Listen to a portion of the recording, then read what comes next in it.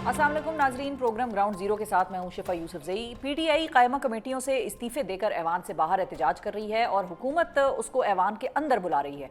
PTI एमएनएज़ की जानिब से आज पार्लियामेंट के बाहर बतौर एहतजाज असम्बली लगाई गई, जिसके बाद स्पीकर कौमी असम्बली सरदार अयाज सादिक ने पीटीआई अरकान पार्लियामेंट को अपने चेंबर पर बुलवाकर मुलाकात की और उनसे कायमा कमेटियों की रुकनीत से इस्तीफ़ा देने के इकदाम पर नजरसानी करने की भी दरख्वास्त की। ताहम स्पीकर साहब की इस दरख्वास्त का जवाब अडियाला जेल से इमरान खान ने दिया है और उनसे मुलाकात करने वाले पार्टी चेयरमैन गौहर खान ने मीडिया को बताया कि कायमा कमेटियों से इस्तीफ़ों के इकदाम को इमरान खान ने सराहा है और साथ ही ये वाज़े कर दिया है कि पीटीआई कायमा कमेटियों से मुस्ताफ़ी रहेगी और इस फैसले में कोई तब्दीली नहीं होने वाली। जबकि इमरान खान ने मुस्ताफ़ी होने वाले कमेटी अरकान को सरकारी गाड़ियाँ और ड्राइवर्स की खिदमात भी वापस करने के इकदामात या अहकामात जो हैं वो जारी कर दिए हैं। और इसके साथ साथ गौहर खान के बकौल इमरान खान ने ये मौक़िफ़ भी अपनाया कि उन्होंने गुज़िश्ता 3 साल तक मुज़ाकरात की कोशिश की मगर वो कामयाब नहीं हो सकी। मगर इसके बावजूद सियासी मसाइल के हल के लिए बातचीत करना ज़रूरी है, बातचीत होनी चाहिए।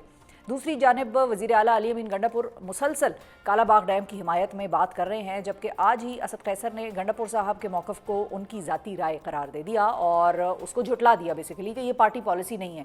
जबकि गंडापुर साहब ने मुल्क में सदारती निज़ाम को भी सपोर्ट किया है और साथ ही ये वाज़े भी कर दिया है कि 9 मई पर माफ़ी का कोई सवाल ही पैदा नहीं होता। पीटीआई अब आगे क्या लाएअमल अपनाने जा रही है और डैम पर भी इख्तिलाफ पीटीआई के अंदरूनी मामलात के हवाले से क्या बता रहा है, इस हवाले से गुफ्तगू करने के लिए हमारे साथ मौजूद हैं इमरान खान के मरकज़ी तर्जुमान नियाज़ुल्लाह नियाज़ी साहब। अस्सलाम वालेकुम नियाज़ी साहब।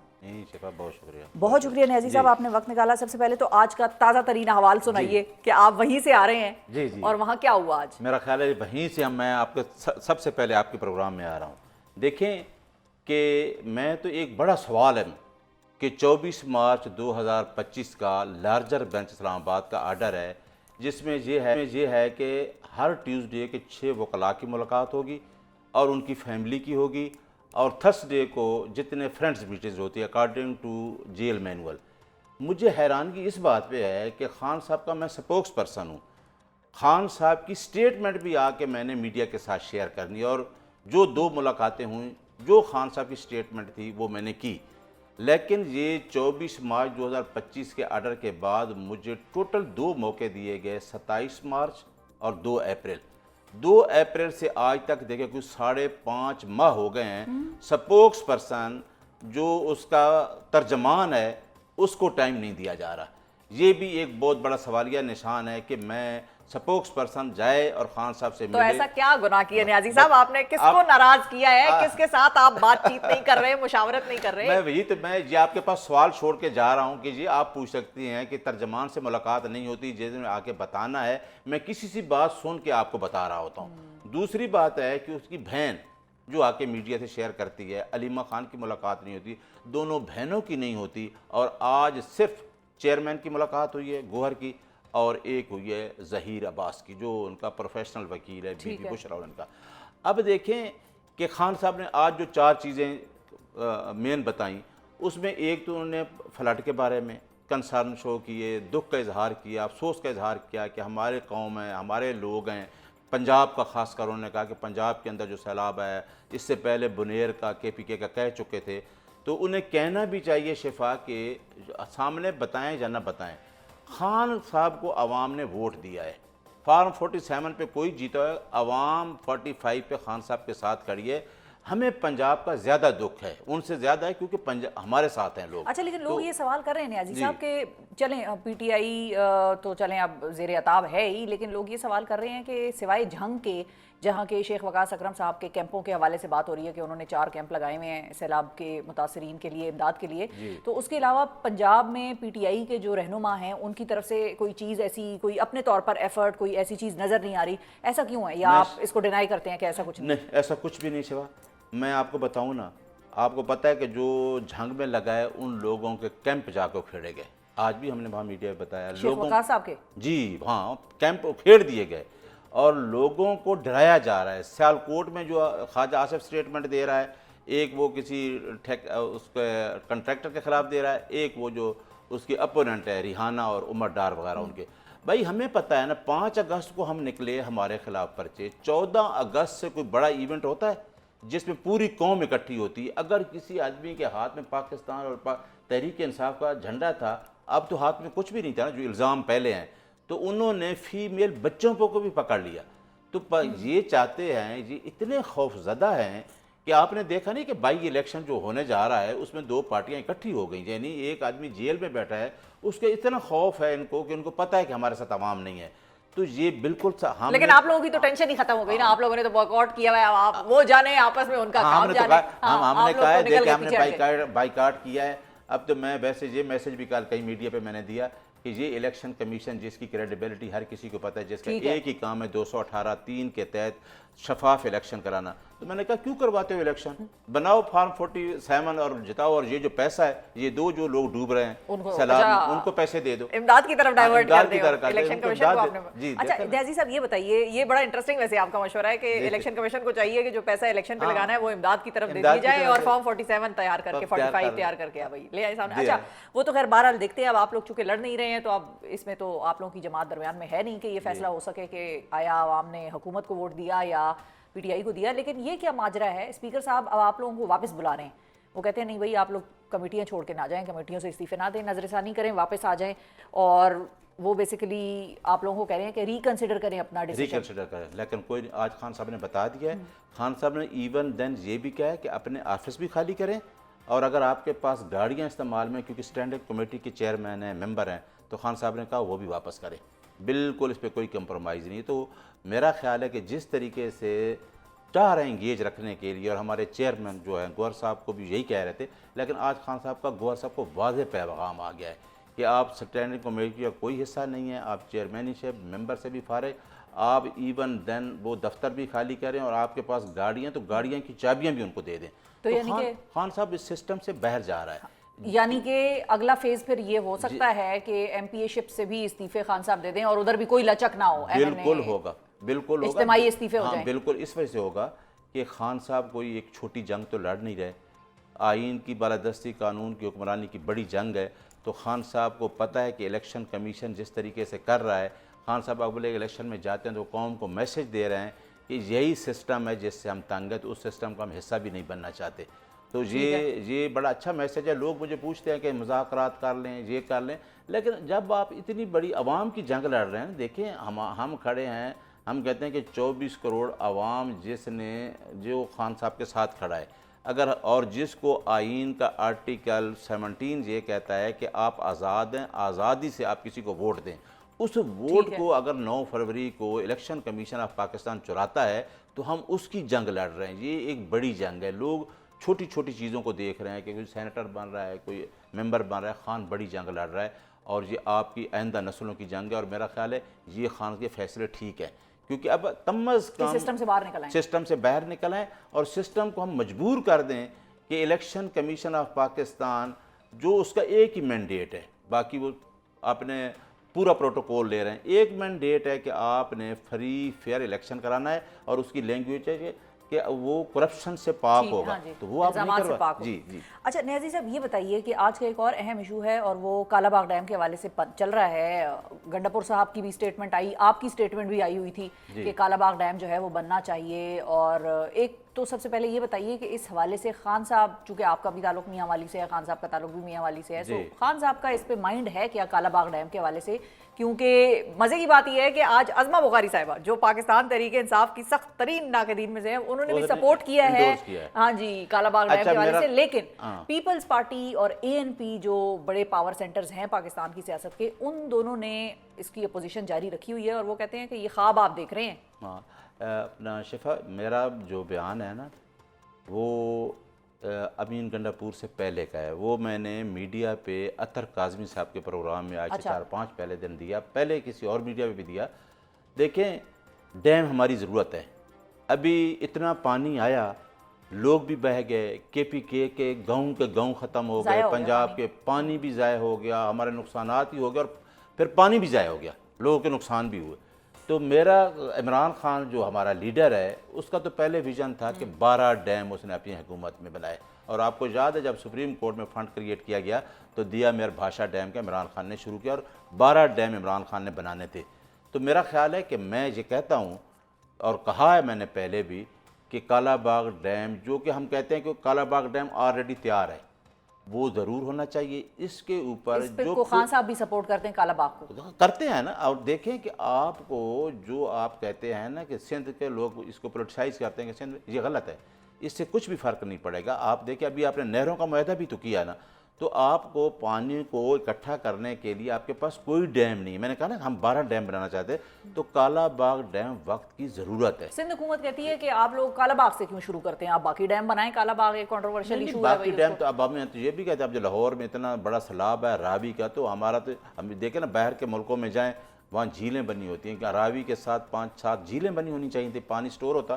پھر 1.5 کروڑ کی لاہور کی آبادی ہے, اس کا پانی کا لیول نیچے چلا گیا ہے, تو وہ لیول بھی اوپر آتا ہے. تو یہ تو ہماری چیزیں ہمیں, یہ تو 35 سال سے بیٹھے ہیں نا 2 حکومتیں, انہوں نے کیا کیا ہے. اب اس کو نعرہ مت بنائیں یہ لوگ کہ جی کالا باغ ڈیم. کالا باغ ڈیم ہماری ضرورت ہے, اور پانی کا سب سے مسئلہ آگے پانی کے ہی آنا ہے. لیکن نیازی صاحب, اسد کیسر صاحب کو بھی آج میں سن رہی تھی, انہوں نے کہا علی امین صاحب کی یہ ذاتی رائے ہو سکتی ہے کہ کالا باغ ڈیم بنے, یہ پارٹی پالیسی نہیں ہے. دیکھیں علی امین صاحب ہوں یا اسد کیسر صاحب ہوں, ہم نے دیکھنا ہے عمران خان کی پالیسی یہی ہوتی ہے. عمران خان نے ایک صحت کارڈ بھی بنایا نا, اس کو پارٹی کے ساتھ ایفیلیٹ نہیں کیا, نادرا کے کارڈ سے کیا تھا. اس سے یہ نہیں ہے کہ میں اگر تحریک انصاف سے تو مجھے فائدہ. اس نے کہا جو ہو سو ایور پاکستان عوام کا کوئی آدمی ہے اس سے فائدہ 10 لاکھ کا اٹھا سکتا ہے.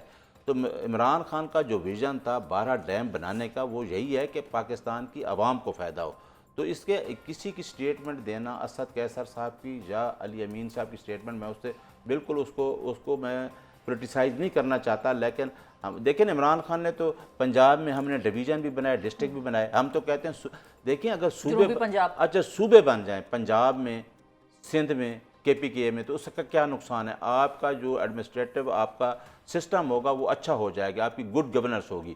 لیکن آپ کے جو پنجاب پہ حکومت کر رہے ہیں تخت لاہور والے, اور جو سندھ پہ کرتے آ رہے ہیں, وہ کبھی بھی نہیں چاہتے کہ صوبے بنے. عوام جو ہم نے غلام بنائی ہوئی ہے نا, جو ہم کہتے ہیں نا حقیقی آزادی کی جنگ, وہ غلامی سے نہیں, یہی تو غلام انہوں نے کر کے رکھا ہوا ہے کہ لوگوں کو آزادی ملے گی, لوگ آگے آئیں گے, ڈسٹرکٹ بنے, صوبے بنے, یہ ملک کی ترقی ہے. اور پھر آپ کے اندر جو لسانی آپ کے مسائل ہیں, آپ کے اندر جو ٹیررزم کے مسائل ہیں, یہ سارے مسئلے حل ہو جائیں گے اس سے بننے سے. ایڈمنسٹریٹو یونٹس بننے سے. اچھا, اب ادھر ہی اسی بات کو اگر ہم آگے لے کے چلیں, آپ کہتے ہیں کہ بھئی زیادہ صوبے ہونے چاہیے اور ایڈمنسٹریٹو یونٹس ہونے چاہیے. گنڈاپور صاحب نے ایک اور بھی انٹرسٹنگ بات کی ہے. انہوں نے کہا کہ خان صاحب جو ہیں وہ صدارتی نظام کے حامی ہیں, اور جب آپ یہ کہتے ہیں کہ خان صاحب کا یہ بھی موڈ ہے کہ بھئی ہم آئندہ آنے والے وقتوں میں سسٹم سے باہر نکلیں اور لیجیٹیمائز نہ کریں اس سسٹم کو جو کہ فارم 47 پہ بنا ہوا ہے, تو پھر کیا آنے والے وقتوں میں صدارتی نظام کے حوالے سے بھی PTI کھل کے ایک موقف رکھے گی؟ واقعی یہ بات صحیح ہے کہ خان صاحب صدارتی نظام کے حامی ہیں اور ان کو پارلیمانی نظام میں اب کوئی زیادہ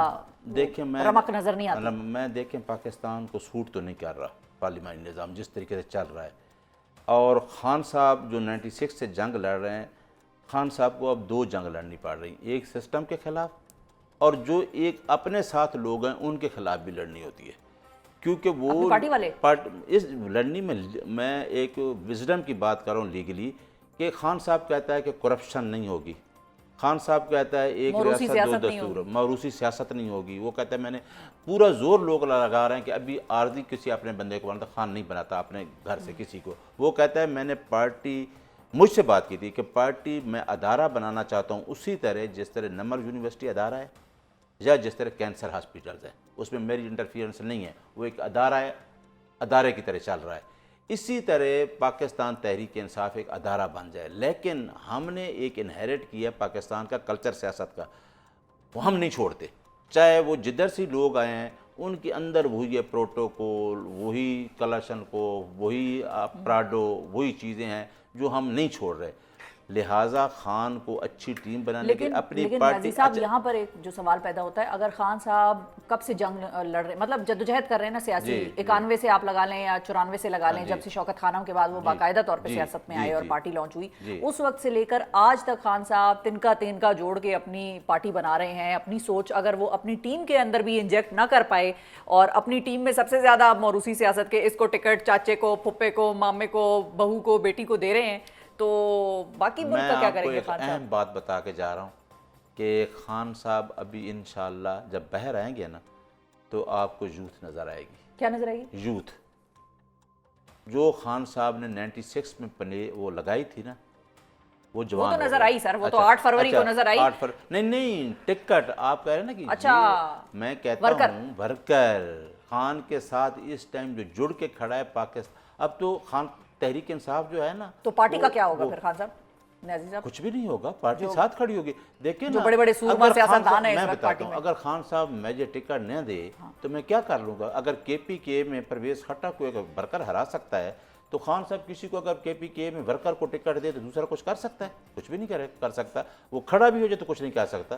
تو وہ فیصلہ ہونا ہے، تب ہی خان کا جو آپ نے سوال کیا نا، تب بھی خان کا ویژن کامیاب ہوگا کہ یہ چیزیں جو خان نے 96 سے ایک تحریک انصاف شروع کی کہ میں ملک میں ایسا نظام فلاحی ریاست کا لے کے آؤں گا، تو اس کو شاید ٹیم اچھی نہ مل رہی تھی، تو خان صاحب کی جو محنت تھی، جو 2 سال اندر جیل میں بیٹھے، یہ ساری چیزیں نے اوپن کر دیا خان کی محنت کو۔ اور خان صاحب نے نکلنا کب ہے جیل سے باہر؟ یہ بات ویسے سوال ذرا مشکل ہے، جواب بھی اس کا مشکل ہے، لیکن گنڈا پور صاحب کا یہ ایک اور سٹیٹمنٹ میرے ذہن میں آ گیا کہ وہ کہتے ہیں معافی کا کوئی سوال پیدا نہیں ہوتا، 9 مئی کے اوپر کوئی معافی تلافی نہیں ہے۔ گنڈا پور نے تو کہا تھا 5 اگست کو 3 مہینے چاہیے، لیکن میں کہتا ہوں آج ویسے کتنے دن رہ گئے؟ 36 36 35 دن رہ گئے ہیں۔ یہ تو آپ نے بڑی اہم یاد دہانی کرائی آج۔ نومبر میں ساری چیزیں دیکھیں، لیکن میں پتہ کیا کہتا ہوں کہ انسان خلوص نیت سے اگر ایک کام کرتا ہے، ہم جھوٹے مقدمات کا مقابلہ کر رہے ہیں نا، اور ہمیں پتہ ہے کہ یہ جھوٹے مقدمات ہیں، یہ تو پتہ ہے کہ خان کو ایک مقدمے سے بیل کراتے ہیں۔ اب میں آپ سے کہہ دوں کہ ہاں خان کی 8 مقدموں میں بیل ہوگی، ایک مقدمہ رہتا ہے القادر، تو کل 4 اور ہو جانے، کیونکہ انہوں نے تو خان کو کمپرومائز کروانا ہے نا، کہ خان کو کمپرومائز کرانے کے لیے اس کے پورے خاندان کے اوپر جو کیسز بنا دیے ہیں اور سب کو جیلوں میں ڈال دیا ہے، اور اس کی جو بیوی ہے جس کے اوپر کوئی القادر کا ایلیگیشن نہیں ہے، یعنی وہ آج ہی باہر آ جائے، تو یہ کیا ہے کہ اس کو پریشرائز کر کے کمپرومائز کرانا۔ لیکن خان کوئی کمپرومائز میں نہیں جا رہا، کوئی سٹیٹمنٹ دے 90 دن کی، خان نے باہر آنا ہے تو اپنے، کیونکہ خان کے ساتھ عوام جڑ گئی ہے۔ ٹھیک ہے، وہ آپ کی بات صحیح ہے، لیکن ویسے تحریک کا جو آپ نے گنڈا پور صاحب کا ذکر کیا کہ 3 مہینے چاہیے، وہ 3 مہینے اب 36-35 دن رہ گئے ہیں پیچھے، تو یہ آنے والے 30-40 دنوں میں کوئی تحریک کا معاملہ کچھ باز گشت آپ کے کانوں میں پڑ رہی ہے؟ پارٹی میں کوئی ڈسکشن ہو رہی ہے کہ نہیں؟ خان صاحب نے آج کہا ہے کہ سپٹمبر میں جلسہ ہوگا بہت بڑا ادھر پشاور میں، کیونکہ ادھر ابھی سیلاب آیا ہے، ڈیٹ نہیں دی، لیکن انشاءاللہ سپٹمبر میں ہی ہوگا۔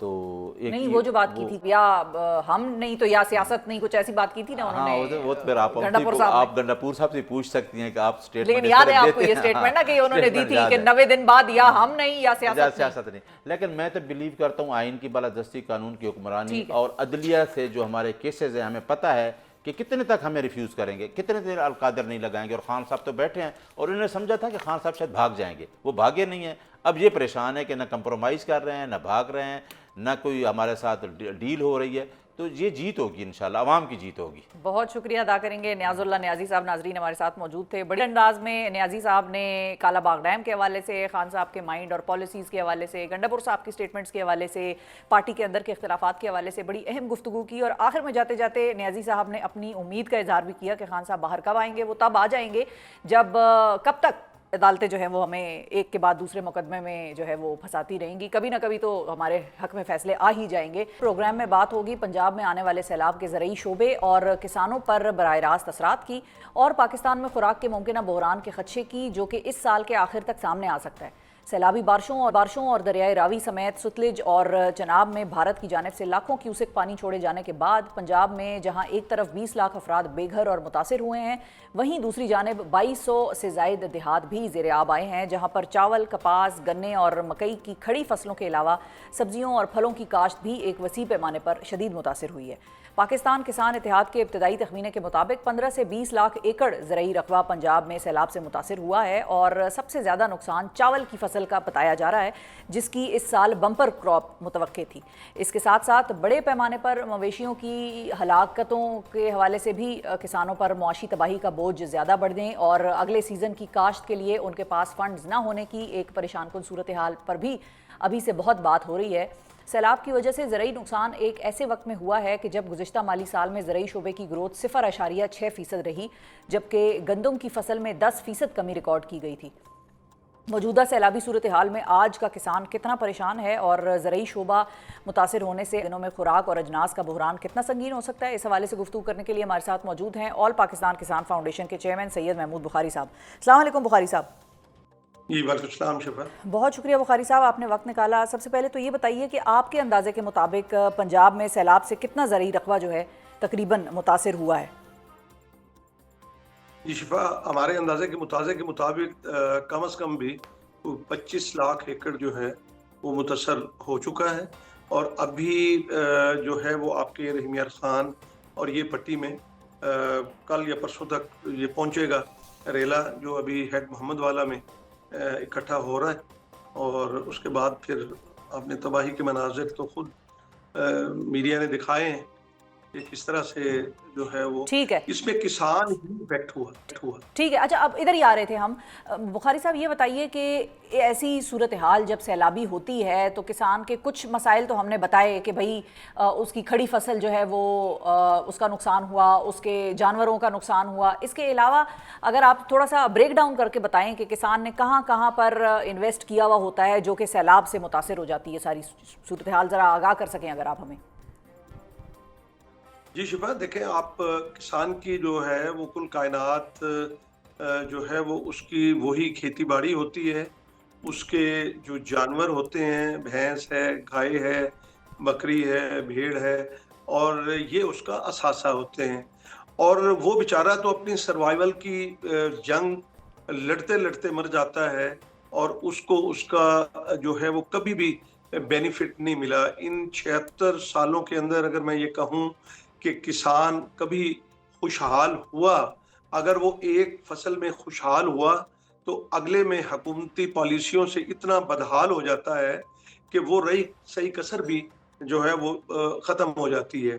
अभी आप देखें कि किसानों की तकरीबन कोई 24-25 लाख एकड़ पे खड़ी फसलें जो है वो तबाह हुई। उसके अंदर आपकी कपास तबाह हुई, उसमें आपके चावल जो है वो तबाह हुए, उसमें आपका चारा तबाह हुआ, उसमें आपकी जो है वो गन्ना, अभी जो जिस एरिया में पानी आ रहा है उसमें गन्ना है। जब वहाँ पे 4-4 फीट पानी खड़ा हो जाएगा और वो कुछ दिन खड़ा होगा तो फिर गन्ना भी, वो हालांकि सख्त जान फसल होती है तो वो भी सरवाइव नहीं कर सकती। अब सूरत हाल जो है वो देखें, कहते हैं कुदरती आफात से लड़ा नहीं जा सकता, लेकिन ये कि बर वक्त इकदामात करने से उसकी नुकसानात में कमी की जा सकती है। मैं देख रहा था कि बहुत से ममालिक ऐसे हैं जहाँ पे हर वक्त बारिशें होती हैं, और आपके बांग्लादेश में देख लें, आपके सिंगापुर में देख लें और दीगर, और समझ नहीं आती कि वो लोग किस तरह से उसको मैनेज करते हैं। और हमारे जो यहाँ पे जितने भी अरबाब इख्तियार हैं या इदारे हैं वो इस तरफ तवज्जो नहीं देते, वो सिर्फ अपने पेट को आगे रखते हैं। अच्छा। जिसकी वजह से जो ये सारी खराबियां पैदा होती हैं और मारा आखिर में किसान जाता है। उसका जानवर गया, उसका घर मसमार हुआ, उसकी वो जो जानवरों के खड़े होने का खोला था वो खत्म हुआ, उसके चारा खत्म हुआ, उसके वो जो दाने थे शिफा जो उन्होंने 1 साल के लिए अपनी वो रखे हुए थे, वो दाने भी जो है वो बह गए। उनके जो ट्यूबवेल लगे हुए थे, आप अंदाजा नहीं कर सकती कि ये कर्ब और वो उनकी जो बेबसी और कस्मा पुरसी का जो आलम है, और ये इन हुकूमतों के अंदर वो कैपेबिलिटी है नहीं, वो सलाहियत ही नहीं है कि वो इसको जो है वो सही तौर पे मैनेज कर सके। अच्छा। सिवाय फोटो सेशन के। ठीक है। अच्छा बुखारी साहब जी, ये बताइए कि अब अगर आपके मुताबिक 25 लाख एकड़ की जो रकबा है वो मुतासिर हुआ है, तो क्या हम किसी ग़िज़ाई किल्लत की तरफ या ग़िज़ाई एक इमरजेंसी की तरफ बढ़ रहे हैं, और क्या फिर गवर्नमेंट को फूड एंड ग्रेन इमरजेंसी लगानी चाहिए? क्या करना चाहिए हुकूमत को, और आने वाले वक्त हमारे लिए, कौम के लिए मतलब क्या, किस किस्म के पैगामात लेकर आ रहा है अगला आने वाला वक्त? जी शिफा, आपने बहुत अहम सवाल किया है। इस पूरे गुफ्तगू का जो मेन नुक्ता है वो यही है कि आने वाला वक्त, देखिए पहले ये है कि एक डिजास्टर हुआ और उसमें जो है वो ये सारा कुछ हो गया।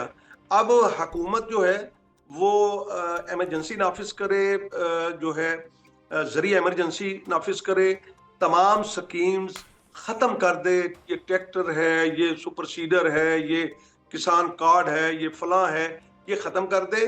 ایون کہ جو ترقیاتی کاموں کے لیے فنڈز رکھے ہوئے ہیں, اگر وہ پاکستان کو ایک زرعی اس سے فوڈ سیکیورٹی کے خطرے سے نکالنا چاہتے ہیں, تو اس وقت بہترین ٹائم ہے انویسٹ کرنے کا, کہ جو کسان کو جو نقصان ہوا ہے. شفا, میں آپ کو یاد کرا دوں کہ 2022 کے اندر سیلاب آیا تھا, اقوام متحدہ نے رپورٹ کیا کہ $10,000 کا فصلوں کا نقصان ہوا کسانوں کا, اور کسی جو ہے وہ حکومت نے جو ہے وہ ان کے اوپر دست شفقت نہیں رکھا.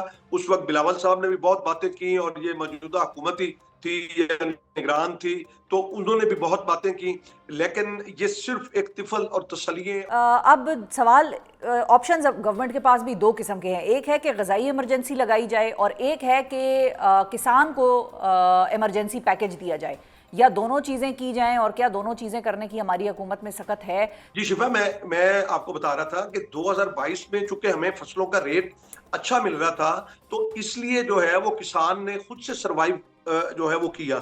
کوئی حکومت نے اس وقت بھی سوائے باتوں کے کوئی مدد نہیں کی کسان کی. لیکن اب چونکہ گندم کے اندر پنجاب حکومت نے مار ڈالا کسان کو, اور کسان کے اندر یہ سخت رہی نہیں ہے کہ وہ ایک فصل جو بیجی ہوئی تھی, جو چاول کی فصل بالکل تیار تھی, اور وہ اپنا اس کو پہ اس کے نے انویسٹ کیا ہوا تھا, آپ نے پوچھا, اس نے کھاد لگائی, اس نے پیسٹیسائڈ لگائی, اس نے ڈیزل خرچ کیا, کلٹیویشن پہ خرچ کیا, اب اس کا وقت تھا کہ وہ اسے ریٹرن ہونا تھا, تو وہ مارا گیا. اب تو حکومت کو سنجیدہ کوشش کرنی چاہیے, کوئی اشتہاری کوشش نہیں کرنی چاہیے. خدا کا واسطہ دے کے آپ کے پروگرام سے میں کہہ رہا ہوں کہ وہ ان کو ان کے نقصان کا صحیح طور پر ازالہ یہ کریں. آج آپ کے میڈیا نے رپورٹ کیا کہ 1900 روپے جو ہے وہ ریٹ بڑھا ہے, آپ اندازہ لگائیں کہ, اور کسان کو کیا ملا, کسان کو تو 2000 روپے ملا تھا.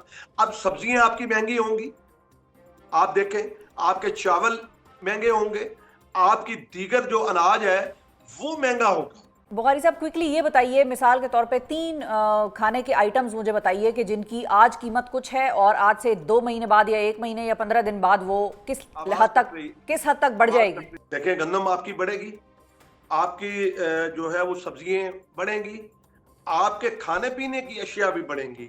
آپ وہ جو اتنے یعنی 15 لاکھ تو جو ریسکیو کیا ہے, یعنی ریسکیو, اور پھر ان کے پاس تو جو دانے تھے وہ بھی ختم ہو گئے. وہ جب لیں گے, مارکیٹ کے اندر آئیں گے, سودا صرف لیں گے اپنے, جب وہ گھروں کو واپس جائیں گے, تو آپ دیکھیے گا کہ یہ ریٹ جو ہے وہ کئی گنا زیادہ بڑھ جائے گا, کیونکہ ہماری حکومتوں کا کنٹرول ہی نہیں ہوتا.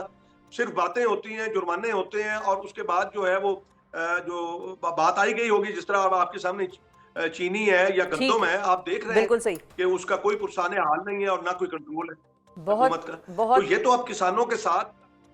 جی, بہت شکریہ ادا کریں گے. سید محمود بخاری صاحب ناظرین ہمارے ساتھ موجود تھے, اور بڑے واشکاف الفاظ میں بخاری صاحب نے سارے مسئلے کا جو ہے وہ لب لباب بیان کیا. آنے والے وقتوں میں غذائی ایمرجنسی لگانی چاہیے, حکومت کو غذائی ایمرجنسی نافذ کر دینی چاہیے پاکستان میں. اسی کے ساتھ انہوں نے یہ بھی بتایا کہ آنے والے وقتوں میں جو اشیاء خوردونوش ہیں, جو قیمتیں ہیں, ان میں بھی اضافہ ہوگا, ذخیرہ اندوزی ہونے کا خدشہ ظاہر کیا, اور غذا کی قلت جو ہے اس کا پاکستان سامنا خاصی حد تک کر سکتا ہے. ساتھ ہی انہوں نے یہ بھی کنفرمیشن دی کہ 25 لاکھ ایکڑ تک کا جو رقبہ ہے وہ اس وقت سیلاب سے متاثر ہو چکا ہے.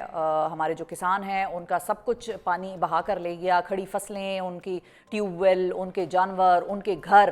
تو اس وقت کسان جو ہے اس کا کوئی پرسان حال نہیں ہے, اور وہ ایک بڑی قسم پرسی کی حالت میں چلا گیا. اب امید کرتے ہیں کہ حکومت کے جو بھی میجرز ہوں وہ ایسے ہوں کہ کسانوں کو اپنے پاؤں پر کھڑا کر دیا جائے, اور ساتھ ہی ساتھ عام آدمی جو اسی سبزی اور گندم اور چینی اور اس قسم کی چیزیں خریدتا ہے اس کی جیب پر کبھی تھوڑا سا کا خیال رکھا جائے. پروگرام کے آخر میں ذکر گزشتہ روز شنگھائی تعاون تنظیم اجلاس کے بعد جاری ہونے والے اعلامیے کا اور آج وزیر اعظم شہباز شریف کی چین میں ہونے والی 2 اہم ملاقاتوں کا.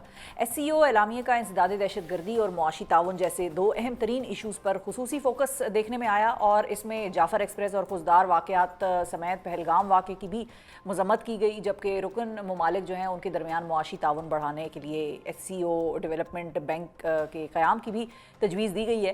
اچھا، آج وزیر اعظم شہباز شریف کی چینی صدر شی جن پنگ سے پاکستان چائنا 2 طرفہ تعلقات کے تناظر میں ملاقات بھی ہوئی، جبکہ روسی صدر پوٹن نے وزیر اعظم شہباز شریف کو روس میں ہونے والے اگلے SCO اجلاس میں شرکت کی باضابطہ درخواست بھی دے دی ہے، دعوت کہہ لیں آپ اس کو یا جو بھی. SCO اعلامیہ آ رہا ہے اور اب آنے والے دنوں میں سفارتی محاذ پر مزید کیا پیش رفت ہو سکتی ہے، اس حوالے سے گفتگو کرنے کے لیے ہمارے ساتھ موجود ہیں ایشیا ون نیوز پاکستان کے بیورو چیف انس ملک صاحب. السلام علیکم انس.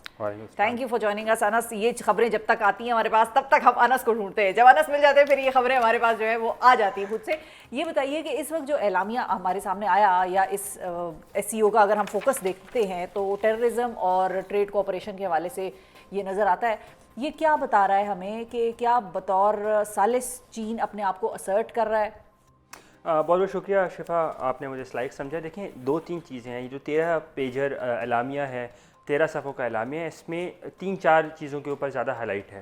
ایک تو ٹریڈ کے اوپر ہے، دوسرا ڈیجیٹل اکانومی کے اوپر ہے، تیسرا ڈیجیٹل سیکیورٹیز کے اوپر ہے، چوتھا اینٹی ٹیررزم اسٹرکچر جو کہ already regional anti terrorism structure Uzbekistan کے اندر اس کو SCO رائٹس کہتے ہیں، اس کے اوپر فوکسڈ ہے. اور پھر پانچواں جو اوور آل SCO گروپنگ جو کہ 1/3 آف دا ورلڈس پاپولیشن کو ریپرزینٹ کرتی ہے، 33-34% آف دا ورلڈس GDP کو ریپرزینٹ کرتی ہے، اس حوالے سے اس کا ایمفیسس بتا رہا ہے. پاکستان کے لیے ایک سلور لائننگ جسے ہم کہیں گے، پاکستان کے لیے سلور لائننگ یہ ہے کہ پاکستان نے اپنی بات منوائی ہے انڈیا کے ہوتے ہوئے بھی، پرٹیکولرلی جعفر ایکسپریس اور خضدار کے جو اٹیکس ہوئے تھے، جو دہشت گردانہ حملے ہوئے تھے، اور اس کو اس تناظر میں دیکھ سکتا ہے کہ بھارت نے اپنی ہی پراکسیز کے کیے گئے حملوں کو کنڈیم کیا ہے SCO کے تحت.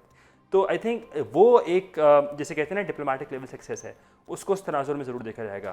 چین کی جہاں تک بات رہی، چین اور رشیا کی، وہ دونوں ہی کیونکہ SCO کے کلیدی ممالک ہیں، کلیدی رکن ہیں اور فاؤنڈنگ ممبرز ہیں، ان کی جانب سے اس کی اپنی اسرشن زیادہ کی گئی ہے. ڈی ڈالرائزیشن کا ایک پروپوزل 2021 میں بلکہ رشیا کی جانب سے دیا گیا تھا، جس میں ٹریڈ ان کامن کرنسیز کی بات کی گئی تھی. ٹریڈ ان کامن کرنسیز کا پروپوزل ہر بار ایک رکن ممالک کی وجہ سے جو ہے وہ آگے نہیں جا پاتا، اس بار بھی اسی رکن ممالک کی وجہ سے نہیں، پھر پھنس گیا.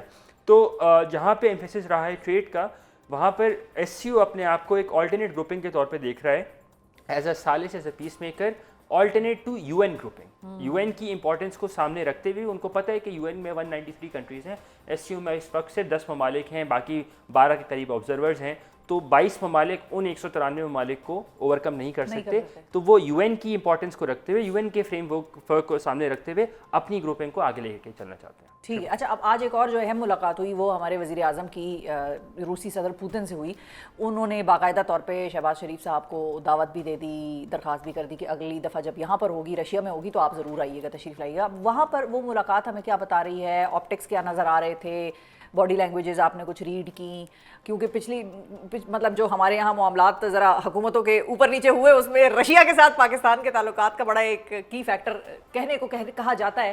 تو یہاں پر آپ نے کیا ریڈ کیا؟ جو بات چیت ان کی ہوئی، جو بھی ہمیں نظر آتا ہے، وہ کیا بتا رہی ہے پاکستان کے وزیر اعظم کے ساتھ روسی صدر کی ملاقات؟ دیکھیں، شہباز شریف کی یہ صدر پیوٹن سے تیسری ملاقات تھی جو کہ بائیلیٹرل تھی. اس سے پہلی ملاقات ان کی ستمبر 2022 میں ہوئی تھی، 2022 کے بعد 2023 میں، 2023 کے بعد 2024 میں، اور 2024 کے بعد اب 2025 میں. تو کوئی چوتھی ملاقات تھی. پچھلی ملاقاتیں، تمام ملاقاتوں میں موجود تھا، میں نے کور کی ہیں، خاص طور پہ پچھلے سال جو ملاقات ان کی استانہ میں ہوئی تھی 4 جولائی کو.